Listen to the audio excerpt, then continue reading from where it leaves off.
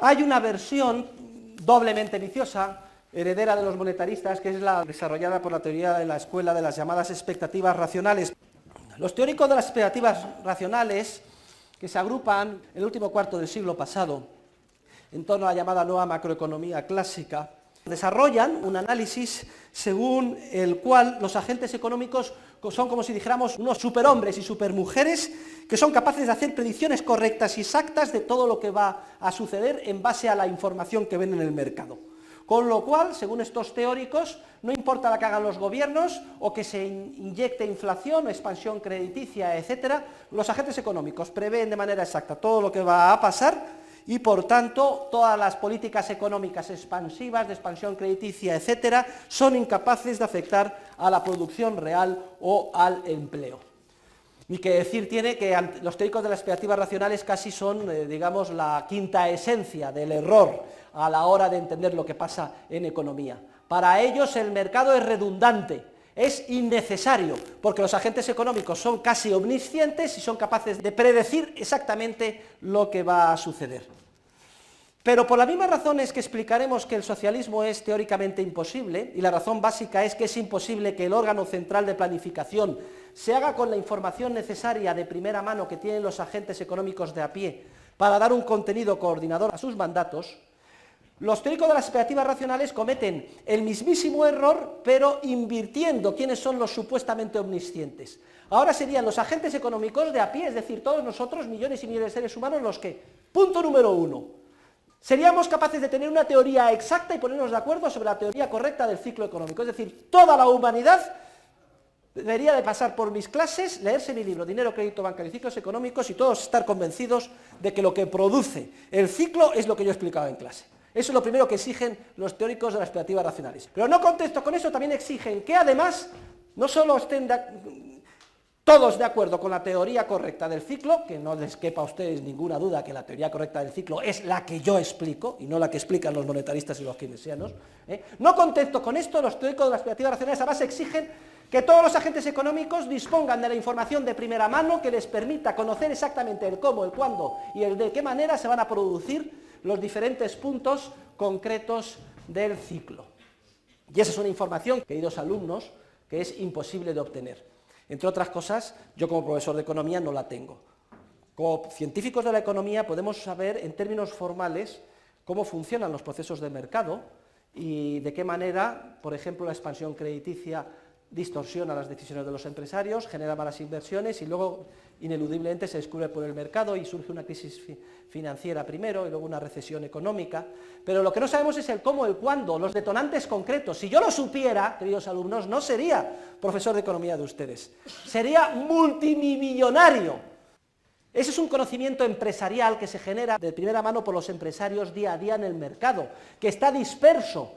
entre la mente de los miles de millones de seres humanos que constituyen la humanidad y que continuamente está siendo creado ex novo. Pues fíjense, lo que los teóricos de las expectativas racionales exigen es no solo que tengan un conocimiento en términos formales o científicos de lo que de verdad produce el ciclo, lo que enseñamos en clase, sino además disponer de ese conocimiento de primera mano que continuamente están generando los empresarios, lo cual es totalmente absurdo e imposible. Es más, aun admitiendo efectos dialécticos, que yo pudiera convencer a todo el mundo de que mi teoría es la correcta, que la es, y además que todo el mundo pudiera tener un conocimiento exacto de lo que va a pasar, cómo, cuándo y de qué manera, aún así se seguiría produciendo el ciclo. Porque lo que no podemos considerar es que el mercado sea redundante, es decir, que sobre el mercado, que podamos meter sus datos en un ordenador y ya nos salga a la velocidad de la luz el resultado. El mercado es un proceso social de creatividad y descubrimiento. Y aunque todos tengamos la idea correcta desde el punto de vista teórico de cómo evoluciona el ciclo y un conocimiento de primera mano sobre la información práctica que se genera, si pensamos que podemos salirnos a tiempo antes de que se produzca la debacle, claro que aceptaremos el dinero creado de la nada por el sistema bancario. Nos podemos ganar mucho dinero comprando a precios antiguos y vendiendo en bolsa o los correspondientes bienes de capital cuando tengan precios altos antes de que se produzca el desmoronamiento bursátil. Luego, a caballo regalado, como digo en el libro, dinero regalado a tipo de interés cero, como ha estado en los años pasados, o incluso negativo, no se le miran los dientes. Yo le echo mano. Claro que he ido a las clases del profesor Huerta de Soto y sé que esto va a terminar como el rosario de la aurora, pero que me regalan el dinero, voy a comprar estos bienes y yo que no tengo un pelo de tonto me voy a salir a tiempo. Que es precisamente, acuérdense, lo que hizo ese economista irlandés que recaló en España y terminó siendo banquero en París, que se llamaba Ricardo Cantillon. Él tenía un buen conocimiento de la teoría, también un conocimiento de primera mano de lo que estaba pasando con la burbuja piramidal de John Law en la Francia del regente, Felipe de Orleans, y se supo salir a tiempo. Luego, incluso admitiendo efectos dialécticos, que se den las hipótesis absurdas e irrealizables de los teóricos de las expectativas racionales, claro que la inyección monetaria distorsiona la estructura de precios relativos, porque mientras no consideramos que el mercado como una especie de mecanismo automático que funciona a la velocidad de la luz, es decir, no consideremos que el mercado es redundante o innecesario como proceso social de descubrimiento, múltiples agentes económicos pueden ganar mucho dinero, si es que saben salirse a tiempo.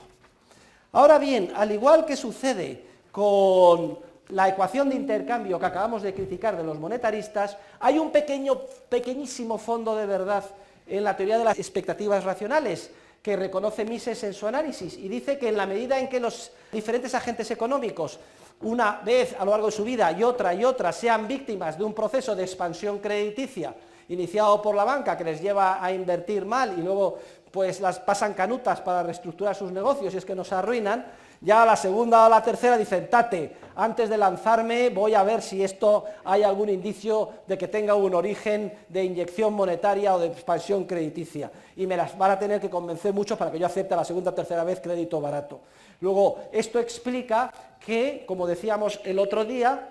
cuando se produce un proceso de expansión crediticia, el mercado tiende a descubrir enseguida los errores y se producen los 6 efectos que paralizan y dan lugar al desmoronamiento, lo malamente invertido, empezando por una crisis financiera. Decíamos que eso se puede detener inyectando más dinero, dando más alcohol al borracho, pero a costa ¿de qué? De posponer temporalmente que llegue la recesión, a costa de que luego cuando llegue sea inexorablemente mucho más dura,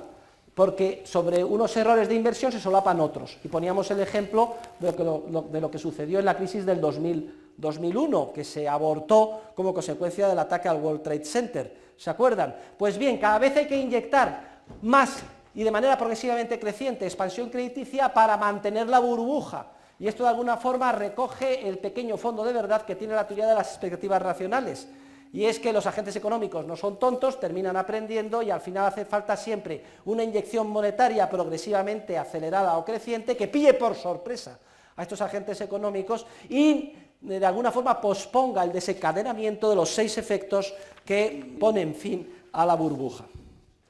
Lo que los teóricos monetaristas piensan, y en general, y los de las expectativas racionales en particular, es que el dinero es neutral.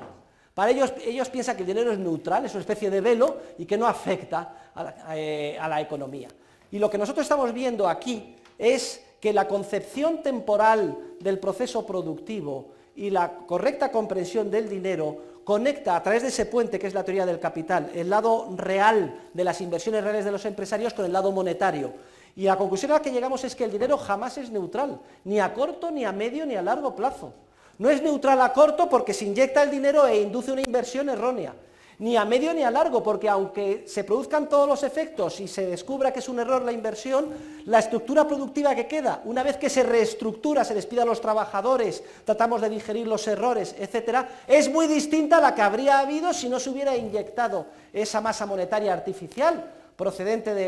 del sistema bancario que actúa con reserva fraccionaria. Jamás el dinero es neutral. El dinero, por el contrario, tiene una fuerza impulsora.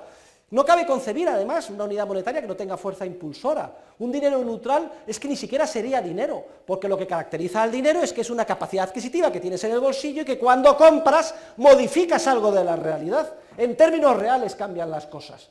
De ninguna forma el dinero es neutral, como piensan estos teóricos macroeconomistas de la escuela monetarista.